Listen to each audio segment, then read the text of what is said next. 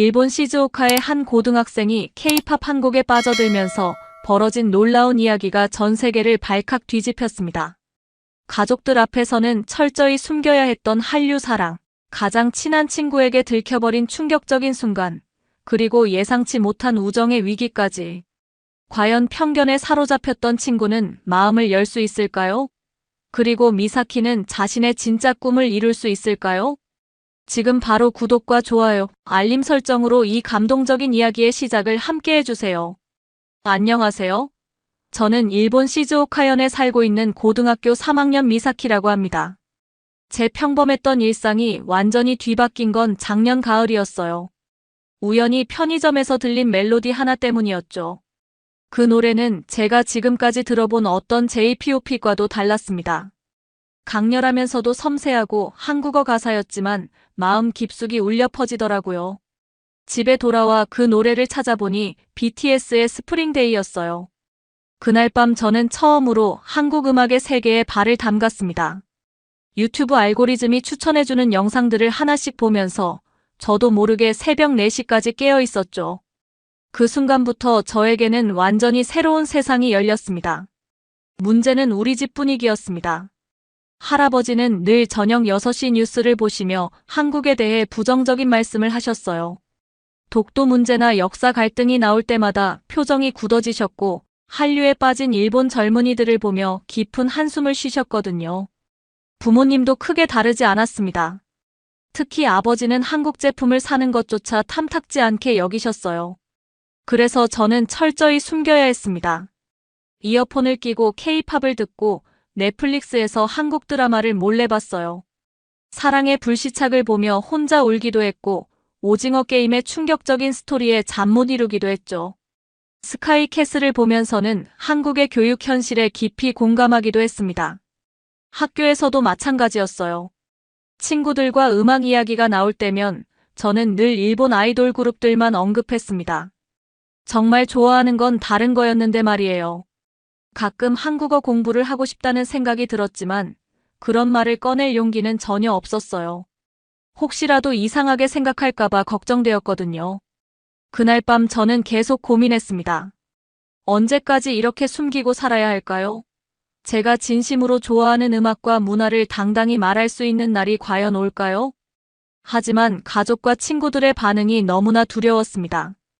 특히 할아버지의 실망한 표정을 상상하니 가슴이 답답해졌어요. 그렇게 저의 비밀스러운 한류 사랑은 계속 이어졌고 동시에 이 비밀을 지켜야 한다는 무거운 부담감도 날로 커져만 갔습니다. 그 일이 일어난 건 월요일 아침이었습니다. 평소와 다름없이 학교에 도착해서 가방을 정리하고 있는데 리코가 다급하게 달려왔어요. 리코는 휴대폰을 빌려달라고 했습니다. 엄마한테 급한 연락을 해야 하는데 자기 폰 배터리가 다 떨어졌다면서요. 저는 별 생각 없이 휴대폰을 건네줬습니다. 리코는 제 가장 친한 친구였고 서로 휴대폰을 빌려주는 건 일상적인 일이었거든요. 하지만 그 순간 제가 치명적인 실수를 했다는 걸 깨달았어요. 어젯밤 잠들기 전까지 BTS 노래를 듣고 있었는데 음악 앱을 끄지 않고 잠들어 버린 거였습니다. 리코가 화면을 켜자마자 스포티파이가 열렸고 그곳에는 제 플레이리스트들이 고스란히 드러나 있었어요. 마이 K-뮤직, BTS 베스트, 한국 드라마 OST, 아이유 컬렉션. 숨기고 싶었던 모든 것들이 한눈에 보이는 상황이었습니다. 심지어 내 사랑 K-팝이라는 한국어 제목까지 있었어요. 리코는 잠시 멈춰서 화면을 바라봤어요. 그 몇 초가 저에게는 몇 시간처럼 느껴졌습니다. 심장이 빠르게 뛰기 시작했고 얼굴이 뜨거워지는 걸 느꼈어요. 리코가 저에게 한국 음악을 좋아하냐고 물었습니다. 그 말투에는 호기심보다는 의아함과 불편함이 묻어 있었어요. 마치 제가 뭔가 이상한 일을 하고 있다는 듯한 느낌이었습니다. 저는 아무 대답도 하지 못하고 그저 얼굴만 붉혔어요. 저는 어찌할 바 몰라 그냥 우연이라고 둘러댔습니다. 제대로 된 변명도 생각나지 않았어요. 리코는 고개를 갸우뚱하며 제 얼굴을 자세히 들여다봤습니다. 그 시선이 너무나 부담스러웠어요. 리코는 우연히 이렇게 많은 플레이리스트를 만들었냐며 되물었습니다. 심지어 한국어 제목도 있다면서 의심스러운 눈초리를 보냈어요. 그때 담임 선생님이 교실로 들어오셨습니다. 저는 재빨리 휴대폰을 받아들고 자리에 앉았어요. 하지만 리코의 시선은 계속 저를 따라다녔습니다. 수업 시간 내내 집중할 수 없었어요. 리코가 저를 어떻게 생각하고 있을지, 다른 친구들에게 말하지는 않을지 걱정이 끝이 없었습니다. 선생님의 설명도 귀에 들어오지 않았고, 공책에 적힌 글자들도 흐릿하게 보였어요. 점심시간이 되자 리코가 저에게 다가왔어요. 평소보다 조심스러운 목소리로 솔직히 말해달라고 했습니다. 언제부터 한국 음악을 좋아했는지, 그리고 왜 지금까지 숨겼는지 궁금하다면서요. 저는 한참 망설이다가 작은 목소리로 대답했어요. 작년 가을부터라고 우연히 들었는데 정말 좋더라고 말했습니다. 하지만 집에서 그리고 친구들도 어떻게 생각할지 몰라서 숨겼다고 털어놓았어요. 리코는 복잡한 표정을 지었습니다. 이해하려고 노력하는 것 같으면서도 어딘가 석연치 않은 기색이 역력했어요. 그러더니 왜 하필 한국이냐고 물었습니다. 일본 음악도 좋은 게 많다면서 말이에요. 그 말에는 미묘한 거부감이 섞여 있었습니다. 저는 더 이상 설명할 용기가 나지 않았어요. 그저 고개를 숙이고 점심을 먹는 척했지만 음식이 목으로 넘어가지 않았습니다. 입안이 바짝 말라서 물을 계속 마셔야 했어요. 그날 하루 종일 리코와의 대화는 어색했어요. 평소라면 함께 웃고 떠들었을 텐데 묘한 벽이 생긴 것 같았습니다. 하교길에도 리코는 평소보다 말이 적었고 제가 먼저 작별 인사를 하고 돌아서야 했어요. 집에 돌아와서도 마음이 무거웠습니다. 가장 친한 친구에게 들켜버린 제 비밀, 그리고 그 친구의 미묘한 반응까지. 모든 게 복잡하고 답답했어요. 그날 이후 리코와의 관계는 미묘하게 변했습니다. 겉보기에는 평소와 다름없어 보였지만 저만 느낄 수 있는 작은 변화들이 있었어요. 화요일 아침 평소라면 리코가 제자리로 와서 어젯밤에 본 TV 프로그램 이야기를 늘어놓곤 했는데 그날은 그냥 멀리서 손만 흔들고 자기 자리에 앉아 있었습니다. 저는 뭔가 이상하다는 생각이 들었지만 어제 일 때문에 서로 어색한 게 당연하다고 생각하려 했어요. 점심시간에도 마찬가지였습니다. 평소 우리는 항상 함께 도시락을 먹으며 온갖 이야기를 나눴는데 리코는 다른 친구들과 함께 앉더라고요. 저에게 따로 오라는 말도 없었고 눈도 마주치지 않으려 하는 것 같았어요. 저는 혼자 도시락을 먹으며 마음이 점점 무거워졌습니다. 수요일에는 더욱 확실해졌어요. 방과 후에 항상 함께 귀가하던 우리였는데 리코는 먼저 나가버렸습니다. 저는 서둘러 따라가려 했지만 리코는 이미 다른 친구와 함께 걸어가고 있었어요. 뒤에서 부르려다가 그만뒀습니다. 뭔가 어색할 것 같았거든요. 목요일 저녁 저는 용기를 내어 리코에게 메시지를 보냈습니다. 요즘 왜 이렇게 피하는지, 제가 뭔가 잘못했는지 물어봤어요. 한참 후에 리코에게 답장이 왔습니다.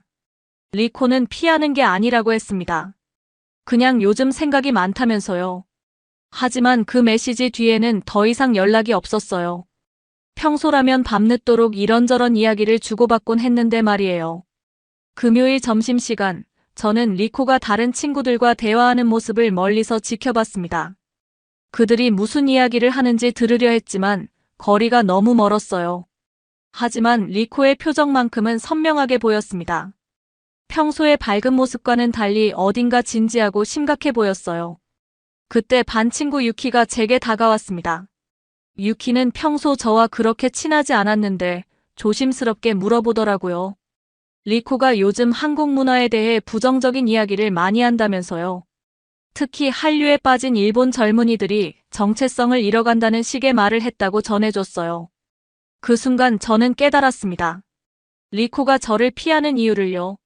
제가 한국 문화를 좋아한다는 사실 자체가 리코에게는 받아들이기 어려운 일이었던 거예요. 단순히 음악 취향의 차이가 아니라 더 깊은 문제였습니다. 주말 동안 저는 계속 고민했어요. 리코와의 우정을 지키려면 제가 한국 문화에 대한 관심을 포기해야 할까요? 아니면 제 진심을 계속 숨기고 살아야 할까요? 하지만 어느 쪽도 쉽지 않았습니다. 월요일이 되자 상황은 더욱 악화되었어요. 리코는 아예 제 쪽을 보지도 않았고 복도에서 마주쳐도 모른 척했습니다. 심지어 같은 조로 조별 과제를 해야 하는 상황에서도 최소한의 대화만 나눴어요.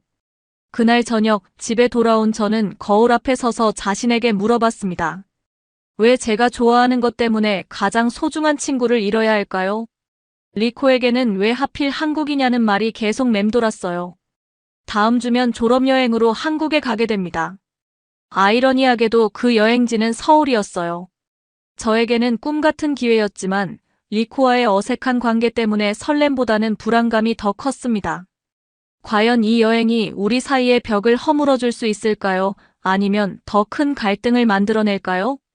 그렇게 제가 가장 기대했던 한국 여행이 가장 걱정되는 일로 바뀌어 갔습니다.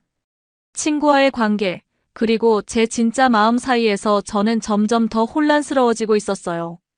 드디어 졸업여행 당일이 되었습니다. 새벽 5시에 일어나 가방을 챙기면서도 가슴이 두근거렸어요. 한국에 간다는 설렘과 리코와의 어색함이 뒤섞인 복잡한 기분이었습니다. 하네다 공항에 도착하니 반 친구들이 모두 모여 있었어요. 다들 흥분된 표정이었지만 저는 리코를 찾느라 바쁘더라고요. 리코는 구석진 곳에서 혼자 앉아 있었습니다. 평소의 밝은 모습과는 사뭇 다른 침울한 표정이었어요. 탑승 수속을 밟으면서 선생님이 주의사항을 설명해 주셨습니다. 한국에서의 예의와 문화 차이에 대한 이야기였는데 저는 이미 알고 있는 내용들이 대부분이었어요. 몰래 공부했던 덕분이었죠. 하지만 다른 친구들은 신기해하며 열심히 들었습니다. 비행기에 오르면서 저는 가슴이 터질 것 같았어요. 생애 첫 해외여행이면서 동시에 제가 그토록 동경했던 한국으로 가는 여행이었거든요. 창가 자리에 앉아 일본의 풍경이 점점 작아지는 걸 보니 정말 실감이 났습니다. 비행기 안에서 저는 한국어 회화책을 꺼내 들었어요. 몰래 공부했던 기초 회화들을 복습하며 실제로 써볼 생각에 설렜습니다. 안녕하세요, 감사합니다, 맛있어요 같은 간단한 표현들이지만 제게는 소중한 준비물이었어요. 2시간 남짓한 비행 시간이 지나고 드디어 인천국제공항에 도착했습니다. 비행기에서 내리는 순간부터 모든 게 달랐어요. 공항 안내방송이 한국어로 흘러나왔고 한글로 쓰인 표지판들이 눈에 들어왔습니다. 제가 그동안 온라인으로만 보던 것들이 현실이 된 순간이었어요. 입국 심사를 받으면서 가슴이 떨렸습니다.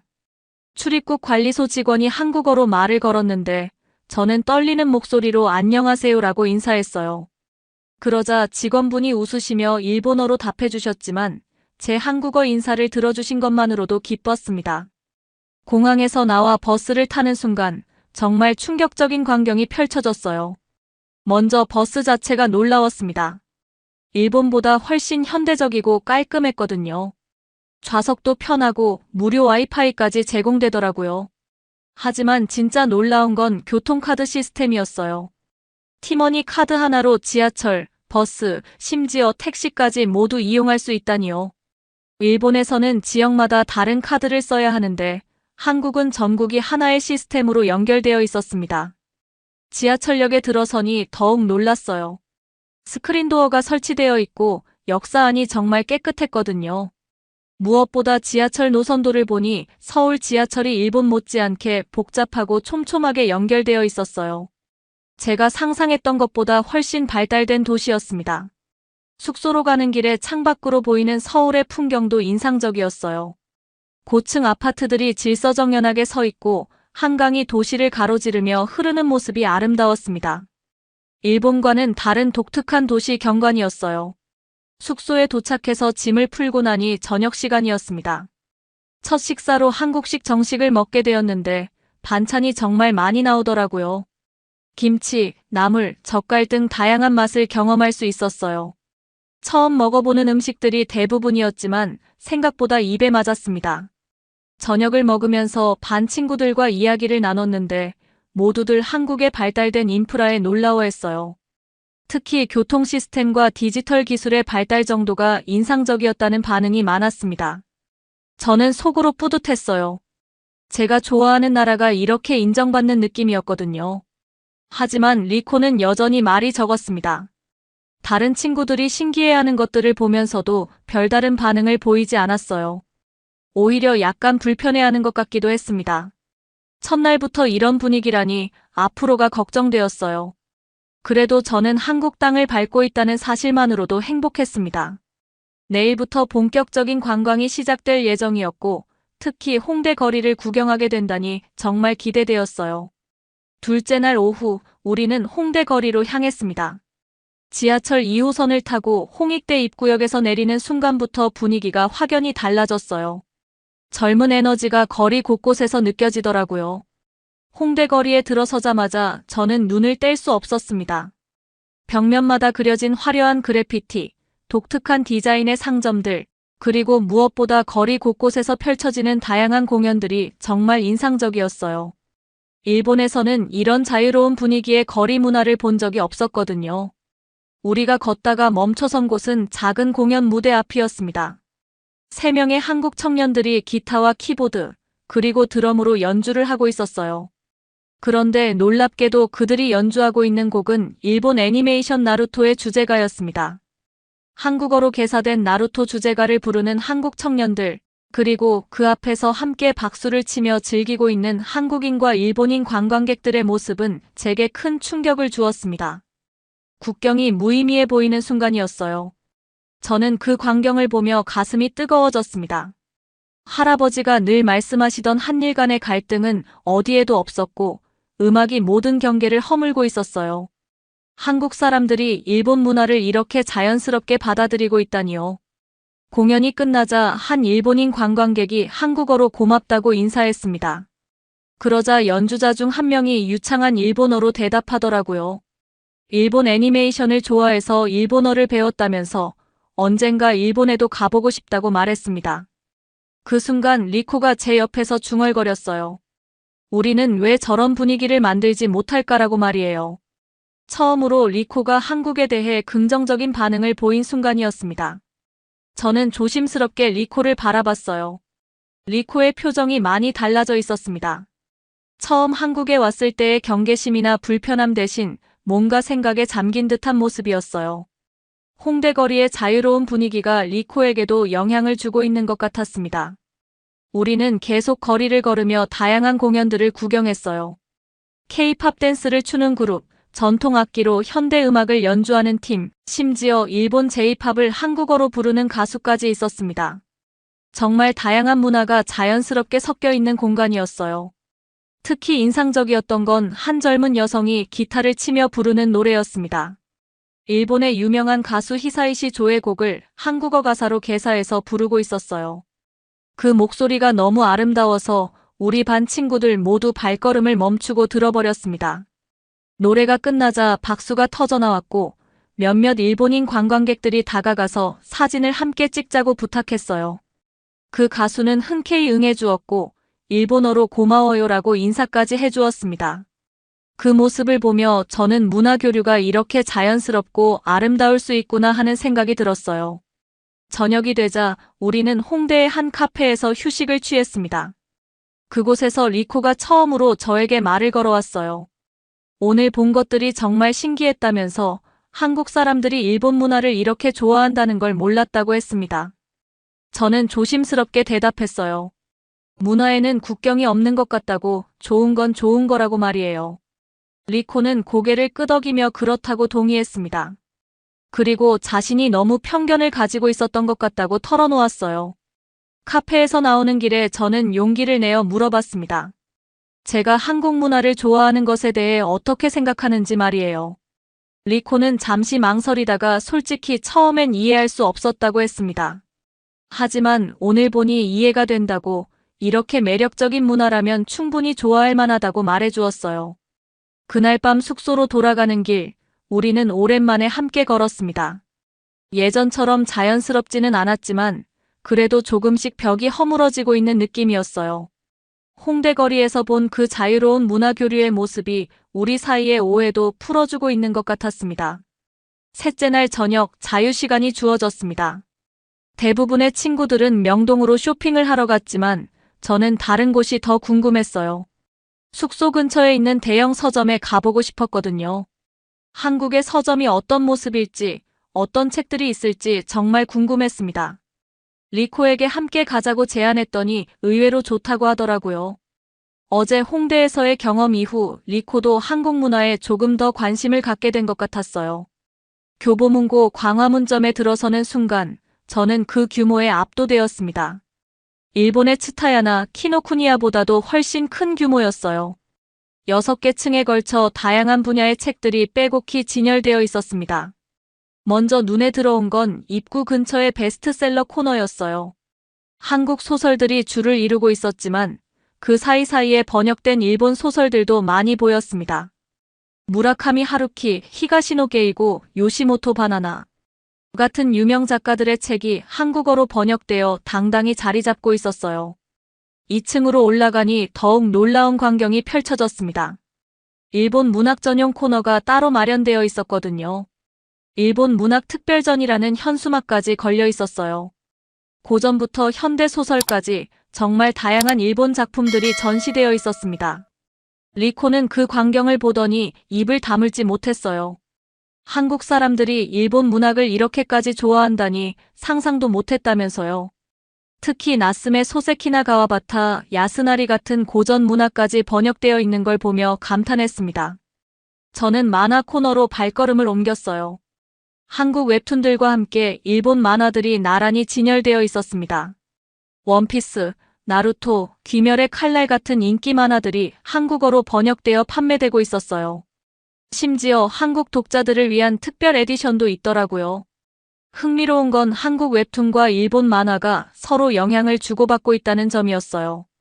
한국 웹툰 중에서도 일본 만화 스타일의 작품들이 있었고 반대로 일본 만화 중에서도 웹툰 형식을 차용한 작품들이 있었습니다. 3층에는 외국어 학습서 코너가 있었는데 그곳에서 정말 놀라운 걸 발견했어요. 일본어 학습서가 정말 많았거든요. 기초부터 고급까지, 회화부터 문법까지 다양한 종류의 일본어 교재들이 진열되어 있었습니다. 더 놀라운 건 그 교재들이 다 팔려나가고 있다는 점이었어요. 진열된 책들 중 상당수가 품절 표시가 붙어 있었거든요. 한국 사람들이 일본어를 배우고 싶어 한다는 증거였죠. 리코는 그 모습을 보며 또다시 놀라워했어요. 한국어 교재보다 일본어 교재가 더 많은 것 같다면서요. 저는 속으로 뿌듯했습니다. 한국 사람들도 일본 문화에 관심이 많다는 걸 리코가 직접 확인하고 있었거든요. 카페 코너에서 잠시 휴식을 취하며 리코와 이야기를 나눴어요. 리코는 솔직히 부끄럽다고 말했습니다. 우리 학교 도서관에는 한국 책이 한 권도 없다면서요. 심지어 한국어 교재도 찾아볼 수 없다고 털어놓았어요. 저는 그제야 리코에게 제 진심을 조금 더 털어놓을 수 있었습니다. 사실 저도 한국어를 배우고 싶다고 하지만 일본에서는 그런 분위기가 아니라서 망설이고 있었다고 말했어요. 리코는 고개를 끄덕이며 이해한다고 했습니다. 서점을 나오면서 리코가 말했어요. 오늘 본 것들이 정말 인상적이었다고. 한국 사람들이 일본 문화를 이렇게 존중하고 사랑해주는데 우리는 왜 그러지 못했을까라고 자문하더라고요. 저는 그 말을 듣고 가슴이 따뜻해졌습니다. 리코가 조금씩 마음을 열어가고 있다는 걸 느낄 수 있었거든요. 서점에서 본 작은 발견들이 우리 사이에 큰 변화를 만들어내고 있었어요. 숙소로 돌아가는 길에 리코가 제안했습니다. 일본에 돌아가면 학교 도서관에 한국 책을 추천해보자고, 그리고 한국어 동아리도 만들어보면 어떨까라고 말했어요. 저는 정말 기뻤습니다. 제가 혼자 품고 있던 꿈을 리코가 함께 나누고 싶어 한다니요. 그날 밤 잠자리에 들면서 저는 생각했어요. 문화교류는 이런 작은 발견들에서 시작되는 거구나라고 말이에요. 넷째 날 밤, 우리 여행의 마지막 일정은 한강 피크닉이었습니다. 선생님께서 특별히 준비해주신 프로그램으로 한강공원에서 라면을 끓여 먹으며 서울의 야경을 감상하는 시간이었어요. 저녁 8시, 우리는 여의도 한강공원에 도착했습니다. 넓은 잔디밭과 한강이 어우러진 풍경이 정말 아름다웠어요. 멀리 보이는 마천루들이 하나둘 불을 켜기 시작했고 강물 위로 그 불빛들이 반사되어 환상적인 분위기를 연출했습니다. 선생님과 몇몇 친구들이 휴대용 가스버너를 준비하는 동안 저와 리코는 함께 라면과 김밥을 사러 편의점에 갔어요. 편의점에서 신라면, 진라면, 너구리 같은 다양한 한국 라면들을 보며 리코가 신기해했습니다. 일본 라면과는 맛이 정말 다를까 궁금하다면서요. 한강 둔치로 돌아와 라면을 끓이기 시작했습니다. 강바람이 불어와 가스불이 자꾸 꺼졌지만 그것마저도 재미있는 추억이 되었어요. 드디어 라면이 완성되자 우리는 돗자리에 둘러앉아 뜨거운 국물을 후후 불어가며 먹기 시작했습니다. 한강에서 먹는 라면의 맛은 정말 특별했어요. 매콤하고 진한 국물이 저녁 바람과 어우러져 더욱 맛있게 느껴졌습니다. 리코도 처음 먹어보는 한국 라면의 맛에 놀라워했어요. 일본 라면보다 훨씬 매콤하지만 중독성이 있다면서 계속 먹더라고요. 라면을 먹으며 우리는 지난 사흘간의 여행 이야기를 나눴습니다. 인천공항에서의 첫 인상부터 홍대 거리의 공연, 서점에서의 발견까지 하나하나 되짚어보니 정말 많은 일들이 있었어요. 특히 리코는 자신의 생각이 많이 바뀌었다고 솔직하게 털어놓았습니다. 리코는 한국에 오기 전에는 편견이 많았다고 인정했어요. 뉴스에서 보는 정치적인 갈등만 생각했지 실제 한국 사람들이 어떤지는 몰랐다고 했습니다. 하지만 이번 여행을 통해 한국 사람들의 따뜻함과 일본 문화에 대한 관심을 직접 느낄 수 있었다고 말했어요. 저는 그제야 용기를 내어 제 진짜 마음을 털어놓을 수 있었습니다. 사실 저는 오래전부터 한국을 좋아했다고, 더는 숨기고 싶지 않다고 말했어요. K-팝만이 아니라 한국의 역사, 문화, 사람들 모든 것이 매력적으로 느껴진다고 고백했습니다. 리코는 잠시 침묵하다가 웃으며 대답했어요. 괜찮다고, 그게 바로 나답다고 말해주었습니다. 그리고 자신도 조금씩 배워보고 싶다고, 미사키가 좋아하는 한국이 어떤 곳인지 더 알고 싶다고 했어요. 그 순간 제 마음속에 쌓였던 무거운 짐이 내려놓아지는 느낌이었습니다. 가장 친한 친구가 제 취향을 인정해주고 함께 이해하려고 노력하겠다고 말해준 것이었거든요. 제 플레이리스트는 처음으로 다른 사람과 함께 들을 수 있는 음악이 되었습니다. 라면을 다 먹고 나서 우리는 한강을 따라 산책했어요. 밤이 깊어갈수록 서울의 야경은 더욱 아름다워졌습니다. 강변을 따라 늘어선 가로등들과 다리 위의 조명들이 한강을 황금빛으로 물들이고 있었어요. 산책하면서 리코가 물어봤습니다. 한국어를 정말 배우고 싶냐고, 그럼 일본에 돌아가서 함께 공부해보자고 제안하더라고요. 심지어 한국어 능력 시험도 함께 준비해보자고 했어요. 저는 정말 기뻤습니다. 혼자만의 꿈이었던 것들을 친구와 함께 나눌 수 있게 되었으니까요. 공원 벤치에 앉아 마지막 대화를 나누면서 리코가 말했어요. 이번 여행이 자신에게 정말 큰 깨달음을 주었다고, 편견 없이 다른 문화를 바라보는 게 얼마나 중요한지 알게 되었다고 했습니다. 그리고 미사키 덕분에 더 넓은 세상을 볼 수 있게 되었다고 고마워했어요. 저도 리코에게 고맙다고 말했습니다. 제 취향을 이해하려고 노력해줘서, 그리고 함께 이 아름다운 경험을 나눠줘서 말이에요. 한강에서 먹은 라면 한 그릇이 우리 사이에 있던 모든 벽을 허물어준 것 같았어요. 그날 밤 숙소로 돌아가는 길, 우리는 손을 잡고 걸었습니다. 오랜만에 진짜 친구가 된 기분이었어요. 내일이면 일본으로 돌아가야 하지만 이제 저는 더 이상 혼자가 아니었습니다. 제 꿈을 함께 나눌 친구가 생겼으니까요. 졸업여행이 끝나고 일본으로 돌아온 지 석 달이 지났습니다. 그동안 제 마음속에는 큰 변화가 일어났어요. 한국에서의 경험은 단순한 여행 이상의 의미를 갖게 되었습니다. 리코와 저는 약속대로 함께 한국어 공부를 시작했어요. 주말마다 도서관에서 만나 한국어 교재를 펼치고 서로 발음을 교정해주며 열심히 공부했습니다. 처음에는 어려웠지만 점점 재미를 느끼게 되었어요. 특히 리코가 한국 드라마를 보며 공부하자고 제안했을 때는 정말 놀랐습니다. 학교에서도 변화가 있었어요. 저희가 한국어 동아리를 만들자고 제안했더니 생각보다 많은 친구들이 관심을 보였거든요. 결국 한일문화교류 동아리가 정식으로 승인되었고 저는 회장을, 리코는 부회장을 맡게 되었습니다. 동아리 활동을 통해 많은 것들을 배웠어요. 한국의 역사와 문화를 더 깊이 알게 되었고 동시에 일본 문화를 객관적으로 바라볼 수 있게 되었습니다. 가장 중요한 건 편견 없이 다른 문화를 받아들이는 마음을 기를 수 있었다는 점이에요. 하지만 가장 큰 변화는 제 진로에 대한 결심이었습니다. 고등학교 3학년이 되면서 대학 진학을 준비해야 했는데 저는 과감한 결정을 내렸어요. 한국의 대학교에 진학하기로 한 것입니다. 처음 부모님께 말씀드렸을 때 반응은 예상했던 대로였어요. 아버지는 왜 굳이 한국까지 가야 하냐며 반대하셨고, 어머니는 걱정스럽다는 표정을 지으셨습니다. 하지만 저는 포기하지 않았어요. 한국에서의 경험과 그동안 공부한 한국어 실력을 바탕으로 차근차근 설득했습니다. 할아버지와의 대화가 가장 어려웠어요. 할아버지는 여전히 한국에 대해 복잡한 감정을 갖고 계셨거든요. 하지만 제가 한국에서 찍은 사진들을 보여드리고 만났던 사람들의 이야기를 들려드리니 조금씩 마음을 열어주셨어요. 특히 한국 사람들이 일본 문화를 얼마나 사랑하는지 말씀드렸을 때 놀라워하셨습니다.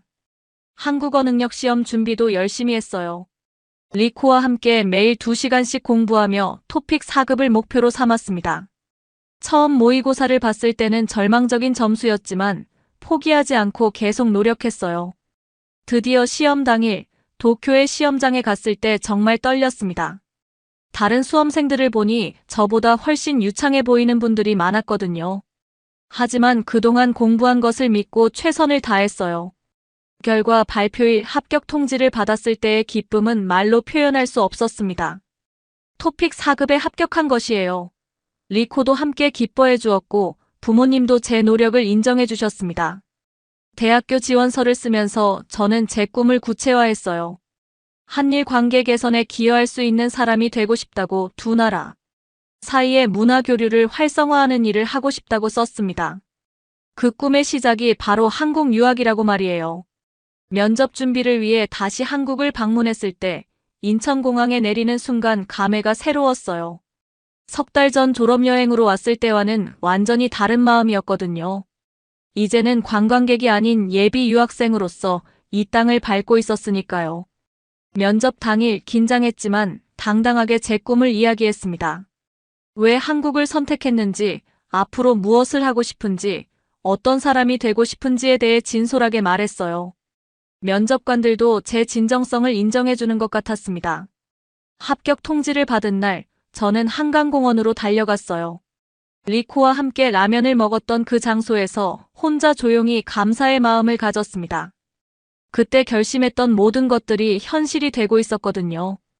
이제 한 달 후면 한국에서의 새로운 생활이 시작됩니다. 기숙사도 정해졌고 수강 신청도 마쳤어요. 한국어로 수업을 듣는 게 아직은 걱정되지만 그동안 쌓아온 실력을 믿고 있습니다.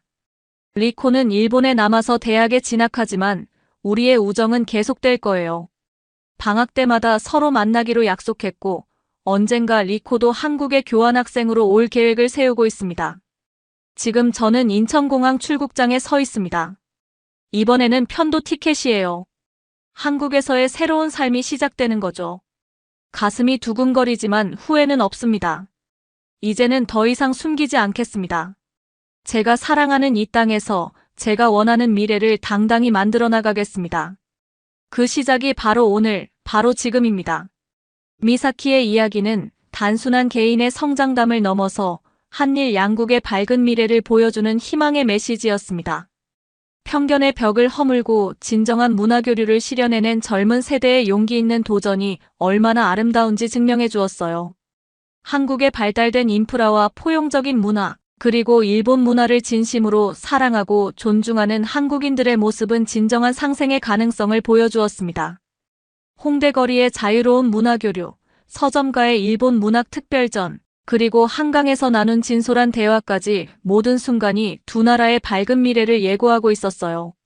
이제 미사키처럼 당당하게 자신의 꿈을 향해 나아가는 젊은이들이 더 많아질 것입니다. 국경을 넘나드는 문화적 감수성과 열린 마음으로 더 나은 세상을 만들어갈 그들의 앞날이 정말 기대됩니다. 이런 감동적인 실화들을 더 많이 보고 싶다면 지금 바로 구독 버튼을 눌러주세요.